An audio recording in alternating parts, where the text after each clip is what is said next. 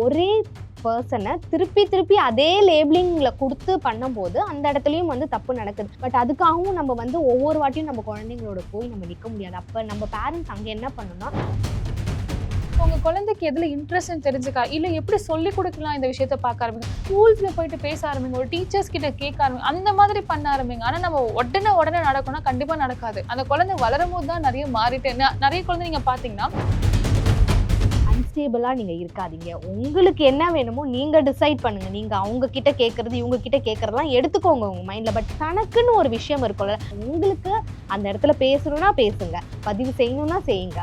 எதை ஃபாலோ பண்ணணும்னு நினைக்கிறீங்களோ நீங்கள் பண்ணுங்கள். நீங்கள் சுற்றி இருக்கிறவங்கள கேட்டுகிட்டே இருந்தால்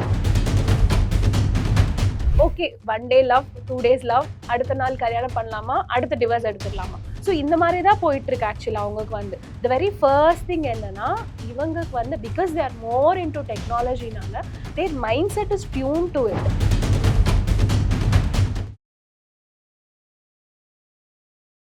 நீங்கள் சொல்லுங்கள் மேம். இப்போது ஒரு 2 year 3 year கிட், ஒரு கிண்டர் கார்டன் போகிற கிட், ஓகேவா? அவங்களுக்கு வந்து அவங்க டீச்சர் வந்து ஆப்வியஸாக ஒரு கிண்டர் கார்டன் ஹேண்டில் பண்ணுற டீச்சருக்கு நிறைய கொஞ்சம் பேஷன்ஸ் தேவை. ஒரு அவுட் பர்ஸ்ட் ஆகிறாங்க, திட்டுறாங்க அப்படின்னும் போது அந்த குழந்தையால் அதை ஏற்றுக்க முடியல. அவங்க ஃப்ரெண்டு வந்து என்ன மாடுன்னு திட்டாங்கம்மா என் ஃப்ரெண்டு அப்படின்னு வந்து ஒரு குழந்தை வந்து கம்ப்ளைண்ட் பண்ணுது. ஸோ இவங்ககிட்ட நம்ம எப்படி எக்ஸ்பிளைன் பண்ணுறது? இப்படி தான் இருக்கும், இப்படி தான் பேசுவாங்க, இப்படி பேசுகிறவங்ககிட்ட நீ இதை எடுத்துக்கோ இதை எடுத்துக்காதுன்றதை எப்படி எக்ஸ்பிளைன் பண்ணுறது? ஒரு சின்ன குழந்தையிலேருந்து எப்படி ஸ்டார்ட் பண்ணுறது? ஃபர்ஸ்ட் பேசிக்கா இந்த விஷயத்த பாக்குறோம் அப்படின்னு சொல்லும் போது நிறைய இடத்துல இந்த மாதிரி டீச்சர்ஸ் திட்டுறாங்க, ரொம்ப அந்த வேர்ட்ஸ்லாம் யூஸ் பண்றாங்க அப்படின்றதும் இருக்கு. நிறைய இடத்துல வந்து திட்டிட்டு இருக்காங்க. நம்ம உருப்பட மாட்டேன், படிக்கவே மாட்டேன், உனக்கு ஒன்றும் வராது அப்படியெல்லாம் திட்டிடுறாங்க இல்லையா? முதல்ல அந்த விஷயத்த ஸ்கூல்ஸ்லயும் மற்ற இடத்துல பண்ணக்கூடாது. ஒரு குழந்தைய நம்ம கம்பேர் பண்ணி நம்ம பாக்குறோம் அப்படின்றது வெளியில எல்லாமே பேசணும். ஆனா ஸ்கூல்ஸ்லயுமே பண்றாங்க. அது எப்படி டிஃபரன்ஷியேட் பண்ணுவாங்க அப்படின்னு சொன்னா, கிளவர் பிரைட் ஸ்டூடெண்ட்ஸ், பிலோ ஆவரேஜ்னு சொல்லி கேட்டகரைஸ் பண்ணி பாக்குறாங்க. ஸோ இந்த மாதிரி பண்ணும்போது அந்த குழந்தைக்கு ஆட்டோமேட்டிக்கா ஒரு லேபிள் கொடுத்துடுறாங்க. அந்த லேபிள்குள்ள வந்தோடனே அந்த குழந்தை எப்படி இருக்குன்னா, ஓகே நம்ம இப்படிதான் போல, நம்ம இந்த மாதிரி தான் படிக்கிறோம் போல அப்படின்ற விஷயம் தாண்டி அந்த குழந்தைக்கு எப்படி சொல்லி கொடுக்கலான்றத நம்ம ஸ்டைல நம்ம மாத்த ஆரம்பிக்கலாம். அதுக்காக நம்ம அவங்கள பிளேம் பண்ணல. ஒரு டீச்சர்ஸா அவங்க நல்ல விஷயத்த குழந்தைக்கு சொல்லி கொடுக்கணும்னு நினைக்கிற தப்பே கிடையாது. ஏன்னா எல்லா டீச்சர்ஸ்னாலதான் இன்னைக்கு நம்ம எல்லாருமே இந்த பொசிஷன்ல இருக்கிறதுக்கான ரீசன். அஃப்கோர்ஸ் அவங்க இல்லைன்னா நம்ம யாருமே இந்த ஒரு ஸ்டாண்டர்டுக்கு வந்திருக்க மாட்டோம். ஆனா அதையே இப்ப ஸ்டைல் மாற எப்படி இருக்கு அப்படின்னா, அவங்களுக்கு வெளியில நிறைய அவங்களுக்கும் டென்ஷன் இருக்கும், ப்ரெஷர்ஸ் இருக்கும், நிறைய விஷயங்கள் இருக்கும். அவங்களுமே ஒரு ஜேர்னிக்குள்ள டிராவல் பண்ணி வரும்போது இருக்கும். ஆனா அது ஒரு குழந்தைகிட்ட காட்டும் போது எப்படின்னா, அந்த குழந்தை அதை அப்சர்வ் பண்ண ஆரம்பிக்குது.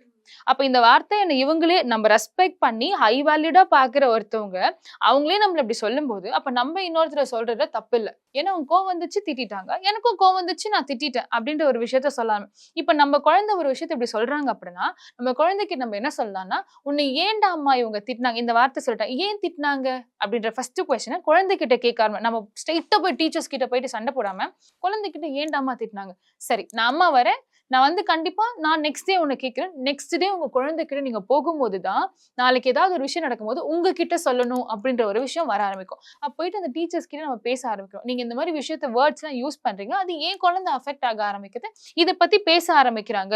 அப்போ ஒரு டீச்சர்ஸ் தான் பேரண்ட்ஸ் இருக்க டைமை விட நீங்க தான் இருக்கீங்க.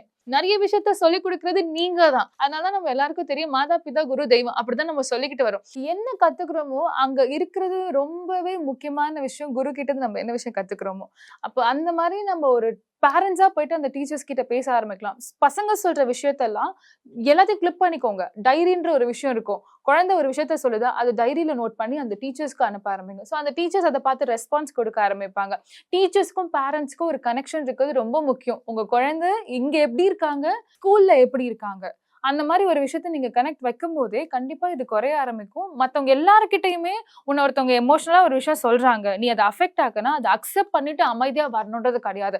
உனக்கு அங்க ஹர்ட் ஆச்சுன்னா, மேம் எனக்கு நீங்க சொன்னது ஹர்ட் ஆச்சு, என்ன ஏன் மேம் இதை சொன்னீங்க அப்படின்ற ஒரு விஷயத்த அந்த குழந்தை கேட்கிற அளவுக்கு ஒரு ஜோன் வந்து ஒரு பேரண்ட்ஸ் கிட்ட இருந்து சொல்லி கொடுக்க ஆரம்பிக்கிறோம். அப்படி இல்லைன்னா குழந்தை ஒரு இடத்துல சப்ரஸ் ஆக ஆரம்பிக்குது. நீங்க நல்லா யோசிச்சு பாருங்க, இதுக்கு ப்ரீவியஸா ப்ரீ அண்ட் போஸ்ட் பேண்டமிக் அப்படியே பிரிச்சு பார்த்துக்கோ. முன்னாடி இருந்து பார்க்கும்போது டீச்சர்ஸ் எப்படி திட்டினாலும் வாங்கிட்டு இருக்க ஆரம்பிச்சோம். ஓல்டு வெர்ஷன் ஜெனரேஷன் நம்மளே எடுத்துக்கிட்டோம்னா நம்ம என்ன பண்ணாலும் அடி வாங்கிடுவோம். அடிச்சா ஏன் அடிக்கிறீங்கன்னு கூட. ஆனா இப்ப இருக்க கிட்ஸை நீங்க அடிக்கிறோம்னா கேள்வி கேட்கறாங்க. ஏன் அடிக்கிறீங்க, ஏன் திட்டுறீங்க அப்படின்ற விஷயம் என்ன ஆக ஆரம்பிக்குதுன்னா அவங்க நம்ம எவல்யூஷனை டியூன் பண்ண ஆரம்பிக்கிறோம். இதுவே இன்ஸ்டன்டா நம்ம இப்படி சொல்லி கொடுக்க ஆரம்பிப்போம். உனக்கு ஹர்ட் ஆச்சுன்னா நீ இப்படி பேசணும்பா, நீ இந்த மாதிரிலாம் பண்ண வேண்டிய சப்ரஸ் ஆக வேணாம். ஏன்னா அவங்க சப்ரஸ் ஆக ஆரம்பிக்கும். ஒரு இடத்துல என்ன சொல்றாங்க, நான் போய் அம்மா கிட்ட சொல்றேன், நான் என்ன பண்றேன்னு பாருங்க, உங்களுக்கு என்ன நடக்கும். இது மாதிரி டீச்சர்ஸை த்ரெட்டன் பண்ண ஆரம்பிக்கிறாங்க. இந்த மாதிரி விஷயம் என்கரேஜ். ஒரு சில பேரண்ட்ஸ் தான், நீ என்ன நடந்தாலும் நீ அடிச்சுட்டு வேணா பாத்துக்கிறேன், நீ என்ன வேணா பண்ணிட்டு போ, பின்னாடி நான் இருக்கேன். அப்படி என்கரேஜ் பண்ணாதீங்க.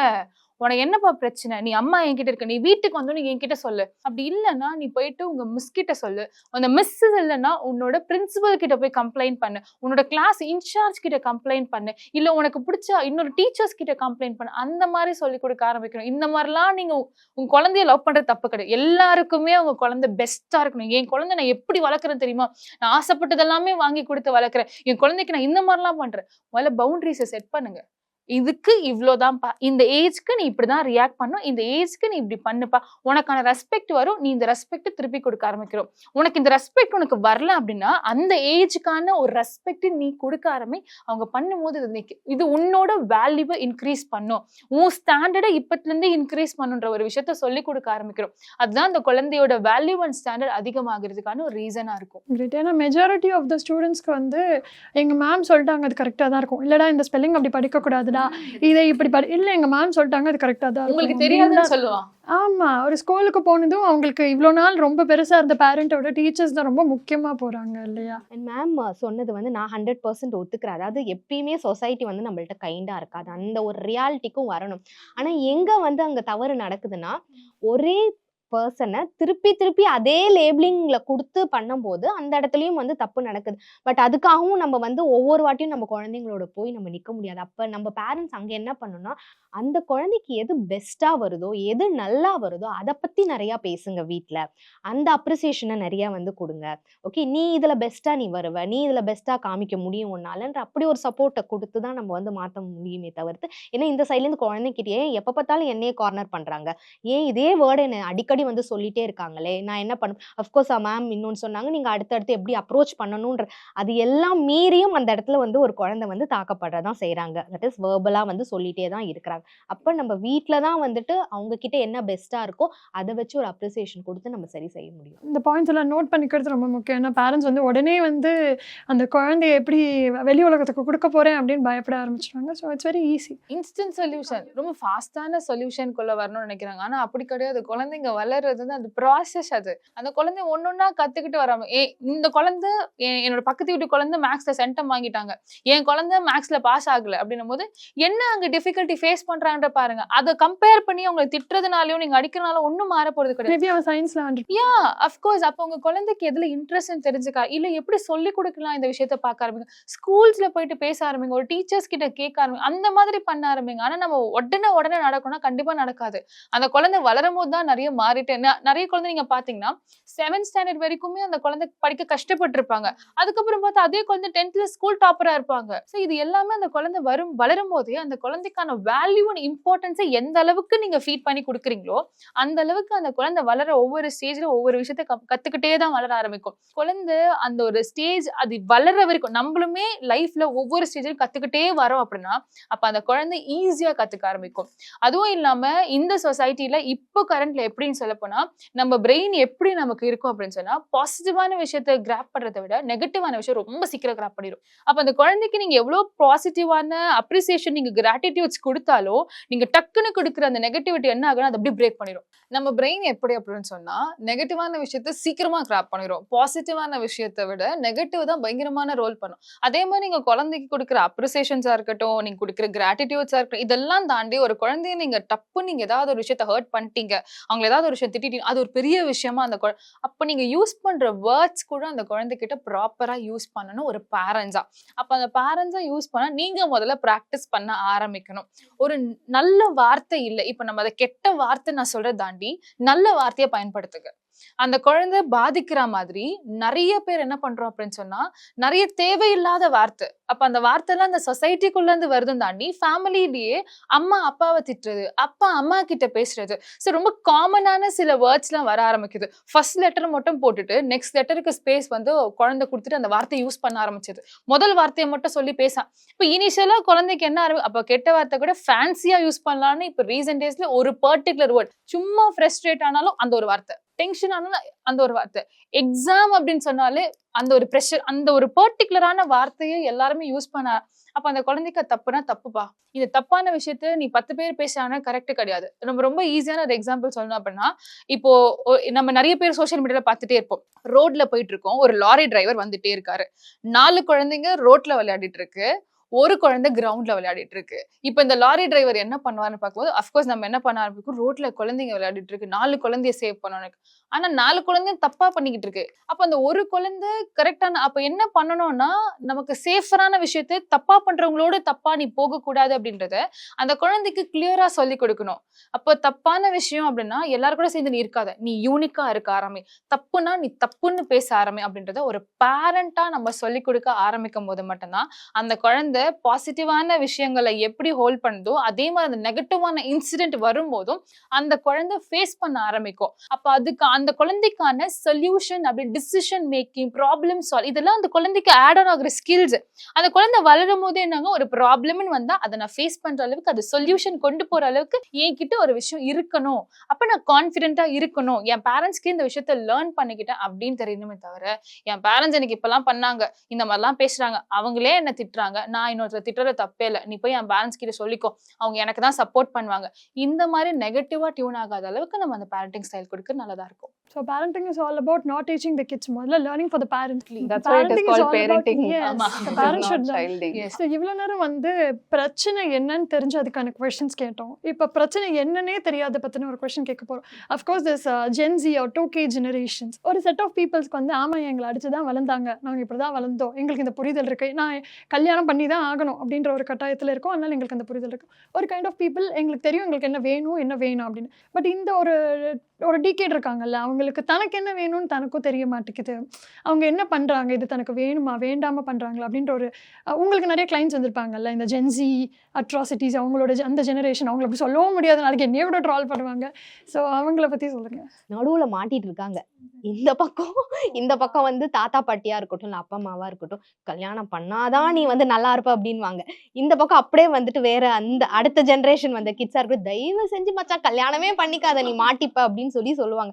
ஸோ என்ன அன்ஸ்டேபிளா இருக்கிறாங்கன்னு சொன்னீங்களே, அதனாலதான் அவங்க அன்ஸ்டேபிளா இருக்காங்க. லைக் அவங்க இந்த பக்கம் கால் வைக்கிறதா, இந்த பக்கம் கால் வைக்க வேணாம், நான் இப்படியே இருந்துகிட்டேன் 2 பேரும் பக்கம் அப்படின்னு சொல்லிட்டு எவ்வளவு மீம்ஸ் வரும். அதாவது ஏக்கமா கல்யாணம் ஆகிறவங்கள ஏக்கமா பாக்குற மாதிரி, குழந்தை பிறந்திருக்கும் போது ஏக்கமா பாக்குறோம். அதே மாதிரி இந்த ஃபினான்ஷியல் வைஸுமே எனக்கு அப்படிதான் வந்து தோணும். நடுவுல வந்து அவங்க மாட்டிட்டு இருக்காங்களா அப்படின்ட்டு, நம்ம சேவ் பண்ணணுமா, சரி சேவ் பண்ணி நம்ம என்ன பண்ணுவோம், லைஃப் என்ஜாய் பண்ணலாமே அப்படின்ட்டு செலவு பண்றதா இருக்கட்டும், இந்த சோஷியல் மீடியால போஸ்ட் பண்றதா இருக்கட்டும், அதாவது இப்பெல்லாம் ஜென்சின்னு சொல்லிக்கிறதுக்கே வந்து யோசிக்கிறோம் அப்படின்ற மாதிரி ஒரு கிளைண்ட் வந்து என்கிட்ட சொன்னாங்க இது மாதிரி. ஏன்னா நான் சொன்னேன் அப்படின்னா என்ன அதை வச்சு டார்கெட் பண்றாங்க, அதை வச்சு ட்ரால் பண்றாங்க அப்படின்ட்டுன்னு.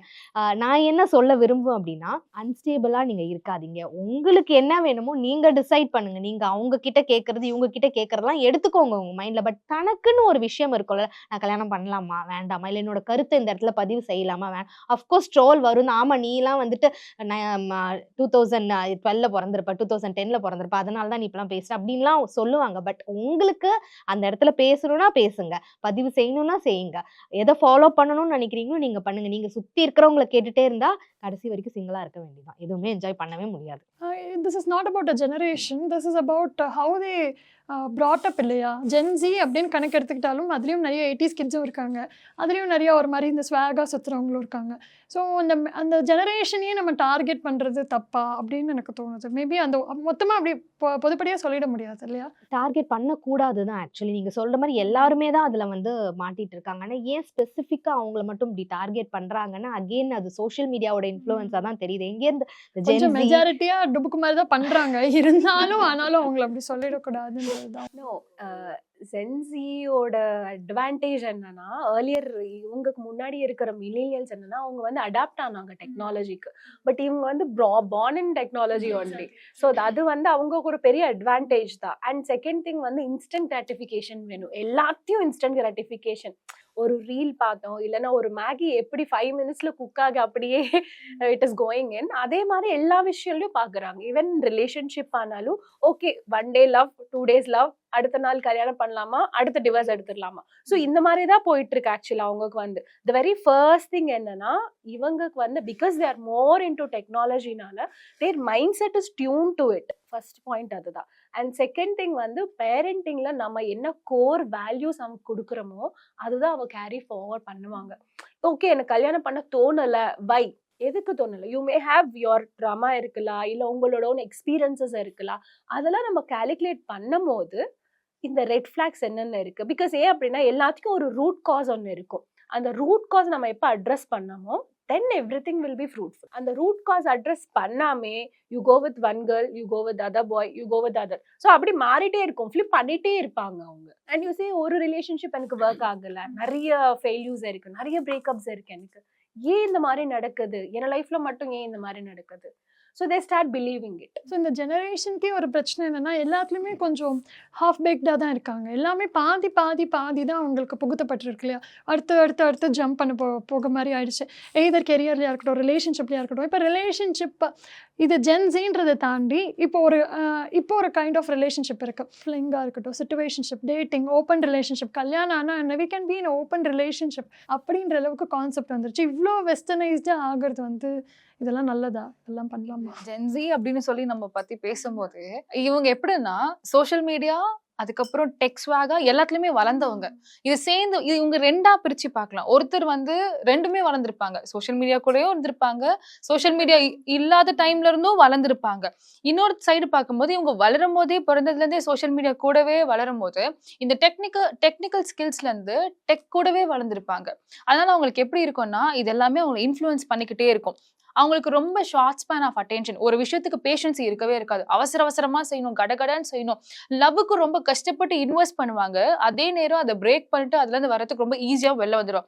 நீங்க தானே கஷ்டப்பட்டு இன்வெஸ்ட் பண்ணீங்கன்னா, நான் என்ன பண்ண இது செட் ஆகல. ஏன்னா உங்களுக்கு ப்ராப்ளம்ஸை ஃபிக்ஸ் பண்ண மாட்டாங்க, எஸ்கேப் ஆயிருவாங்க. Always Suryavamsam Devani Sarathkumar. Exactly, escape ஆயில. எப்படி நம்மளால இங்க இருக்கவே முடியும், ஐயோ நான் இவ்வளவு எப்படி பண்ண முடியும். இதையும் தாண்டி அவங்களோட பர்சனலுக்கான ஒரு ஸ்பேஸை மட்டும்தான் அவங்க அதிகமா கொடுக்க ஆரம்பிப்பாங்க. இன்ஸ்டன்ட் சொசைட்டி, மத்தவங்க, ஃபேமிலின்னு தாண்டி அவங்களுக்கு எப்படி கொடுக்கலாம், ஐயோ எனக்கு மென்டல் பீஸ் தான்ப்பா முக்கியம், இவங்க சொல்றாங்க, எனக்கு மேம் சொன்னாங்க கல்யாணம் பண்ணலாமா வேண்டாமா, ஒருத்தர் வேண்டாம்னாங்க, ஒருத்தவங்க பார்க்கும்போது ஃப்ரெண்ட்ஸ், கல்யாணம் ஆன ஃப்ரெண்ட்ஸ்ல எப்படி இருப்பாங்கன்னா, அவங்க சொல்ல ஆரம்பிப்பாங்க, ஐயோ நான் கல்யாணம் பண்ண கஷ்டப்பட்டு, நீ அந்த கல்யாணம் மட்டும் பண்ணிக்காத. எல்லாருக்குமே ஒரே மாதிரி நடக்காது. உனக்கு என்ன வேணும் அப்படின்றத நம்ம சூஸ் பண்றோம் அப்படின்னா, முதல்ல இந்த சொசைட்டிக்குள்ள நம்ம எப்படி இருக்கும், அவங்களும் நம்மள ஒன்னா டிராவல் பண்றோமா, இல்ல நம்ம வேற மாதிரி இருக்கும், அவங்க வேற மாதிரி இருக்காங்க. எமோஷன்ஸை எக்ஸ்பிரஸ் பண்ண முடியல. ஒரு விஷயம் எமோஷன்ஸை எக்ஸ்பிரஸ் பண்ணா பூமர் என்ற நேம் டாக் கொடுத்துறாங்க. என்னப்பா ரொம்ப அட்வைஸ் பண்ணா பூமர் மாதிரி பேசுங்க. அந்த இடத்துல என்ன ஆகுதுன்னா, அவங்களோட ட்ரூ வேல்யூ எமோஷன்ஸ் குறைய ஆரம்பிச்சது. ஒருத்தவங்களுக்கு எக்ஸ்பிரஸ் பண்ற விதமும் போயிட ஆரம்பிச்சு. இன்னொரு சைடு நம்ம என்ன பண்றோம்னா, ஈஸியா ஒருத்தவங்க அட்வைஸ் பண்ண, என்னப்பா அட்வைஸா இன்னைக்கு, என்னப்பா அவங்க உண்மையான ஃபீலிங்ஸ் எனக்கு இருக்கவே பிடிக்கல. நான் நிறைய கிளைண்ட்ஸ் பாக்குறேன், நம்ம ரொம்ப நம்பி சொல்ற ஃப்ரெண்ட்ஸ் கிட்ட சொல்லி எனக்கு இருக்கவே பிடிக்கும், எனக்கு ஏன் தான் இருக்கும், எப்போ சாக போற, டைமிங் சொல்லிட்டு போ. நிஜமே இப்பெல்லாம் சொல்றாங்க. இது நினைச்சிட்டு, ஆமா, இப்ப என்னாச்சுன்னா அந்த வேல்யூஸ் எல்லாமே உங்களுக்கு, அந்த எமோஷனல் சப்போர்ட் எல்லாமே என்ன ஆரம்பிச்சுன்னா ரொம்ப ஃபேண்டசியா மாற ஆரம்பிச்சிருச்சு. ரிலேஷன்ஷிப் லவ்வே அவங்க எப்படி சொல்றோம்னா, எமோஷன்ஸோட எக்ஸ்பிரஷன் தான் லவ் அப்படின்றத சொல்ல ஆரம்பிச்சிட்டாங்க. இப்ப இந்த ஃபிளிங்கா இருக்கட்டும், சிச்சுவேஷன்ஷிப்பா இருக்கட்டும், இதெல்லாம் என்னன்னா, இந்த டைம் நான் அவங்க கூட இருக்கேன், இதுக்கு நேம் வந்து லேபிள் பண்ணி ரிலேஷன்ஷிப்லாம் சொல்ல வேண்டாம். கமிட்மெண்ட் கிடையவே, ஃபியூச்சரை பத்தி அடுத்த லைன் போகும். ஆனா இது இவங்களுக்கு தெரியல. இந்த பீரியட் வரைக்கும் நீங்க ஹாப்பியா இருக்கீங்க, இன்னொரு விஷயம் உங்களுக்கே தெரியாம உங்களுக்குள்ள ஒரு ட்ராமாவை நீங்க வந்து சேர்த்து வச்சுட்டே வரீங்க. நீங்க ஒரு டிபெண்டன்சியே இல்லாம லைஃப்குள்ள போனா ஹைப்பர் இண்டிபெண்டன்சி இருக்க ஆரம்பிப்பாங்க. ரொம்ப கஷ்டம். நான் தனியாவே இருப்பேன், எல்லாத்தையும் நான் தனியாவே பண்ணிக்க முடியும், நான் செஞ்சுக்க முடியும், நான் பண்ணிடுவேன். அவங்க வந்து அவங்க ஜென்ரேஷனை சொல்ல மாட்டாங்க. சொல்லாம அவங்க எப்படி இருக்கணுமோ அவங்க லைஃப் ஸ்டைல பயங்கரமா இருக்கு. பார்ட்டி ஃப்ரீக் பயங்கரமா சொல்லணும்னா அது ஒரு ஃபேண்டசியா மாறிடுச்சு. வீக்கெண்ட் பார்ட்டி போனாதான் என் ஃப்ரெண்ட்ஸ் முன்னாடி நான் அந்த வீக்கெண்ட் நான் எங்க போயிட்டு வந்தேன் தெரியுமா, அந்த மாதிரி. இன்னொன்னு அடிக்ஷன்ஸ் ரொம்ப ஜாஸ்தியாவே ரொம்ப ஈஸியா வந்து ஆக்சஸ் கிடைக்க ஆரம்பிச்சிச்சு அவங்களுக்கு. இந்த மாதிரி இருக்கவங்க ஏன்னா எனக்கு இந்த ட்ரிங்கிங் ஆல்கஹால் ஹேபிட் இல்ல அப்படின்னு சொன்னா என் ஃப்ரெண்ட்ஸ் சர்க்கிள் என்ன ஒரு மாதிரி பார்ப்பாங்களோ, ஸோ இதுக்காக எனக்கு வந்து நான் ரொம்ப சோஷியலைஸ்டு ட்ரிங்கரா இருக்கேன். சும்மா போயிட்டு ஒரு அக்கேஷனலா நான் வந்து ஃப்ரெண்ட்ஸோட பர்த்டே பார்ட்டி போகும்போது செலிப்ரேட் பண்றேன். பர்த்டே பார்ட்டிஸ் இந்த மாதிரி ஒரு விஷயம் வர ஆரம்பிக்கும். இப்ப எப்படி நம்ம பேச்சுலர் பார்ட்டிஸ் ரொம்ப ரேர் கேஸா நம்ம பார்க்க, இப்ப எல்லாரும் பார்த்தா bride to be party, bachelor Yes, party, ஆமா. மெஹந்தி பார்ட்டி, ஹல்தி எல்லாமே பார்ட்டி. இது வந்து ஒரு கல்ச்சரா ஒரு சில இடத்துல ஃபாலோ பண்ணிட்டு இருந்தாங்க.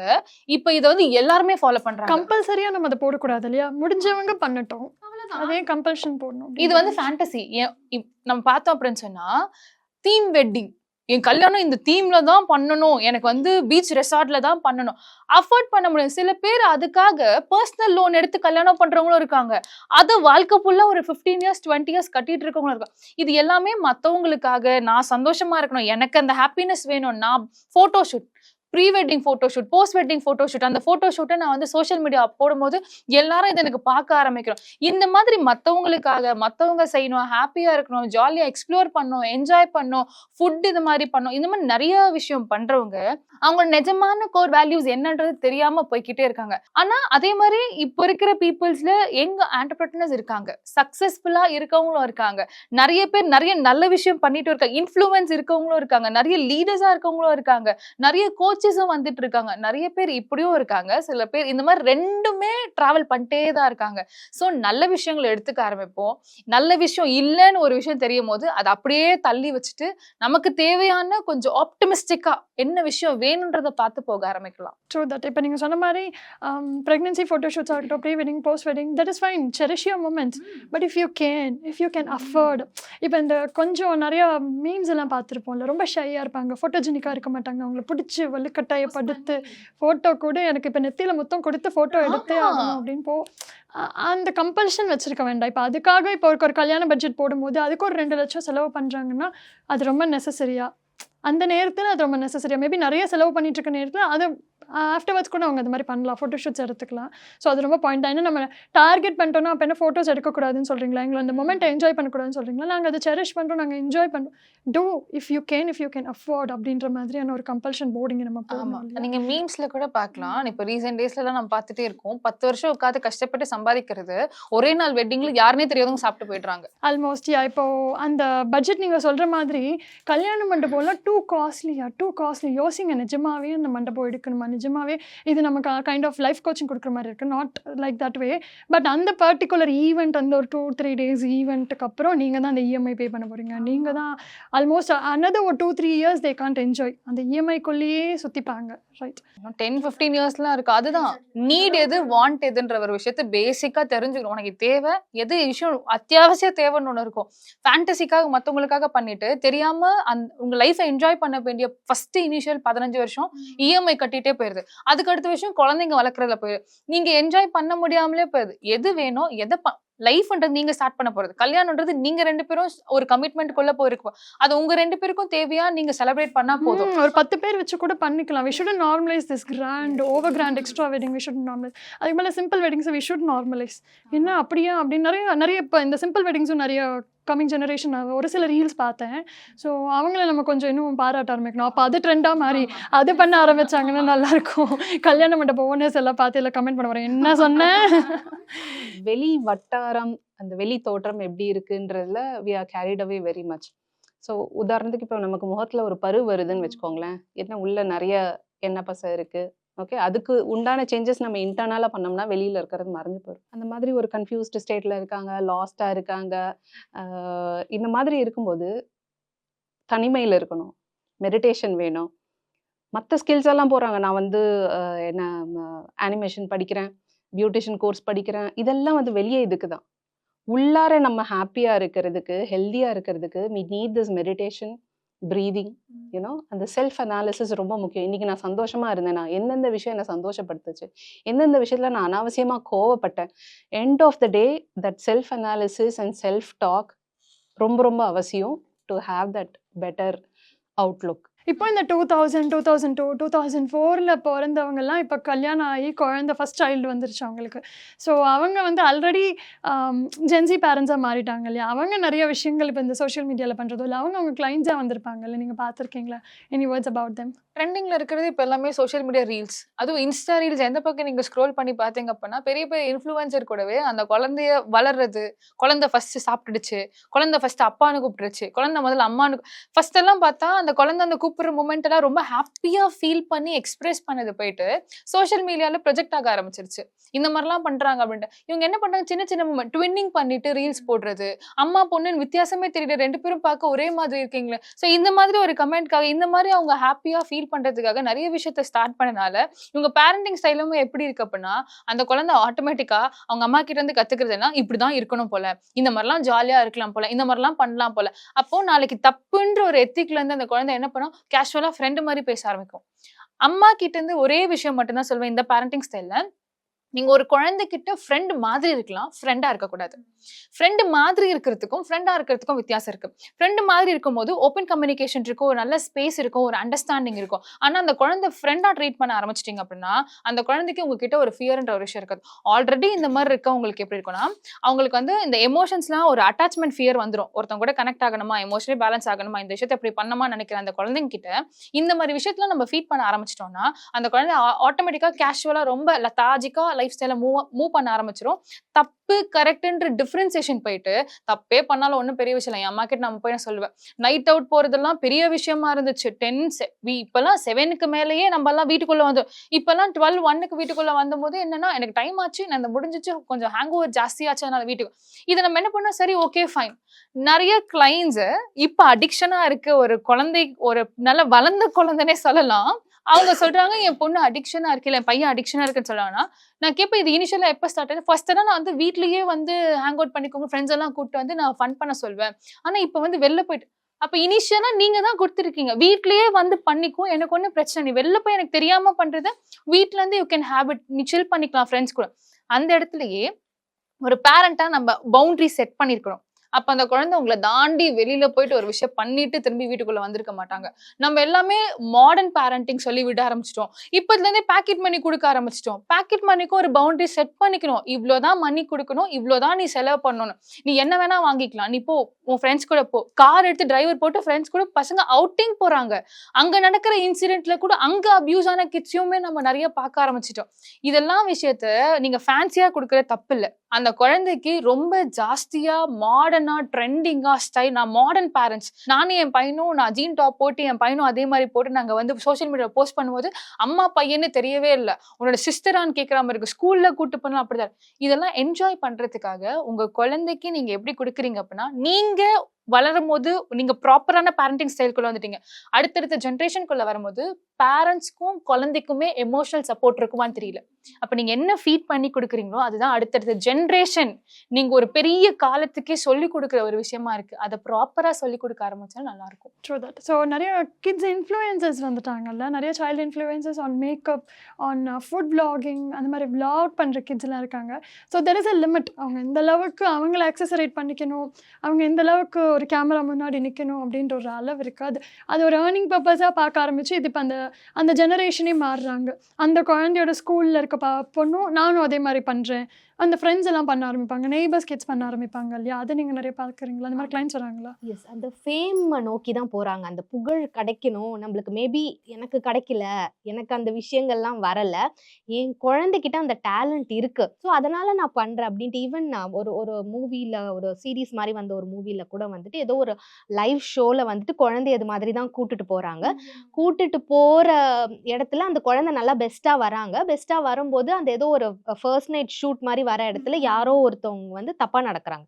ஸோ தப்பா நடந்து அந்த குழந்தை வந்து அந்த இடத்துல பாதிக்கப்படுறாங்க. ஸோ இதுக்கு வந்து யார் அங்க ரீசன்? புஷ் பண்றோம் நம்ம. ஓகே, அந்த குழந்தை தன்மையா என்ஜாய் பண்ண விட மாட்டேங்கிறாங்க இந்த ஜென்சி பேரண்டிங் அப்படின்றது. ஸோ மேம் சொன்னதே தான் நான் 2 வேர்டா வந்து அதுல போடணும்னு நினைக்கிறேன். அக்செப்டன்ஸ் இருக்க மாட்டேங்குது. 2வது பெர்ஸ்பெக்டிவ் திங்கிங். அந்த குழந்தையோட இடத்துல இருந்து அவங்க யோசிக்க மாட்டேங்கிறாங்கன்னா இப்படி தான் இருப்பேன், என்னோட பேரண்ட் அதாவது என்னோட குழந்தை இப்படி தான் இருக்கணுன்றத அவங்க யோசிக்கிறாங்களே தவிர்த்து அந்த குழந்தையோட பொசிஷன்லேருந்து யோசிக்க மாட்டேங்கிறாங்க. அவங்க சொன்னாங்கல்ல இந்த அடிக்ஷன் இதெல்லாம், சோஷியல் ட்ரிங்கிங் அப்படின்ற ஒரு வேர்டு வந்து ரொம்ப அழகாக பேசுகிறாங்க. ஈவன் இப்போ நான் வெளியில் போகிறேன் ஒரு ரெஸ்டாரண்ட்டில் வந்துட்டு அங்கே 2 சின்ன குழந்தைங்க இருக்காங்க, ஃபேமிலி வந்து அந்த இடத்துல வந்து ஆல்கஹால் குடிச்சிட்டு இருக்காங்க. அப்போ என்ன காமிக்கிறாங்க அந்த குழந்தைகிட்ட, வெரி சூன் அந்த குழந்தையும் அந்த ஒரு இது, நானும் சோஷியல் ட்ரிங்கிங் தானே பண்ணிட்டு வந்தேன் அப்படின்ற மாதிரி எவ்வளோ இதுவாக சொல்லுவாங்க, சீக்கிரமாக சொல்லுவாங்க. அப்போ வருவாங்க கவுன்சிலிங்க்கு வந்துட்டு இவ்வளோ ஏர்லியாக வந்து அடிக்ஷன் வந்துட்டாங்க அப்படின்ற மாதிரி. ஸோ அக்செப்டன்ஸும் பெர்ஸ்பெக்டிவ் திங்கிங் ரொம்ப முக்கியம் நான் நினைக்கிறேன். And adding to mams point என்னன்னா, இந்த நேம் ஆஃப் உமன் எம்பவர்மெண்ட் எப்படியா எல்லாருக்கும் வந்து இப்போ இண்டிபெண்ட்டாக இருக்கணும், உமன் எம்பவர்மெண்ட், நான் இது சாதிக்கணும், everything is good. But at the same time வீட்டில் குழந்தை என்ன பண்ணுறாங்க, as a mother you are giving that love to your சைல்டா இல்லையா? ஸோ இந்த ப்ராசஸில் வந்து என்ன ஆகும்னா, you are not giving that love to your child. உங்கள் மதர்ஹுட்டே இருக்காதாங்க. ஸோ அந்த லவ் செரிஷ் பண்ணுங்க, அவங்களுக்கு அந்த மொமெண்ட்ஸ் கொடுங்க, அந்த குவாலிட்டி டைம் அவங்க கொடுங்க. ஏன் அப்படின்னா ஜென்சி அந்த வேர்ட் வந்து if you listen itself, technology is the first thing that comes. So அப்படி இருக்கிற ஒரு ஜென்ரேஷனுக்கு வந்து the more love you should give. அந்த லவ் கொடுத்தா மட்டுமா ஆஸ் தே க்ரோ நம்ம வாழ முடியும். சேயிங் இல்லையா, ஒரு சின்ன சீடா சாப்லிங் ஆகுறது அப்புறமா தான் you have to take the care. When becomes a big tree you can not do any thing. So அதே மாதிரி யூ ஹாவ் டு அந்த மதர்ஹுட் என்ஜாய் பண்ணுங்க, அவங்களுக்கும் அந்த லவ் கொடுங்க. ஸோ இப்போ இருக்கிற இந்த டெக்னாலஜிக்கல் அண்ட் இன்ஃபர்மேட்டிவ் வேர்ல்டில் இன்ஃபர்மேஷன் இஸ் டூ என்ன சொல்கிறது, இனாமஸாக இருக்குது. ஒரு விஷயம் நம்ம மெட்டா ஏலேருந்து, ஃபேஸ்புக்லேருந்து, இன்ஸ்டாகிராம்லேருந்து, இவங்க குழந்தை இப்படி வளர்க்குறாங்க, நான் இந்த பேரண்டிங் கோச்சை ஃபாலோ பண்ணுறேன்.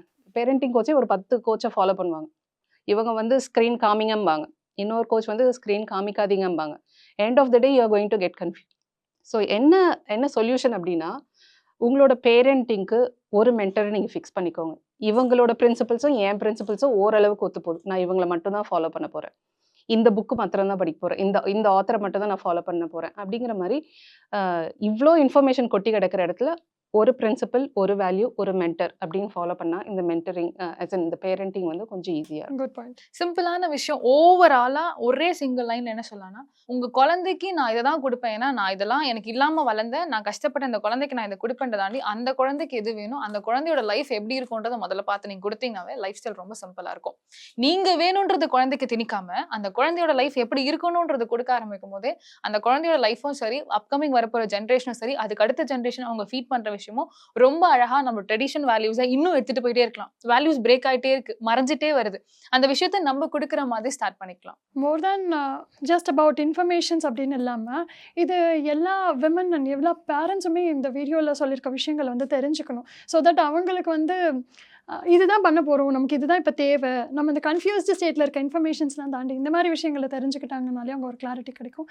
And thank you so much for sharing your informations. Thank you.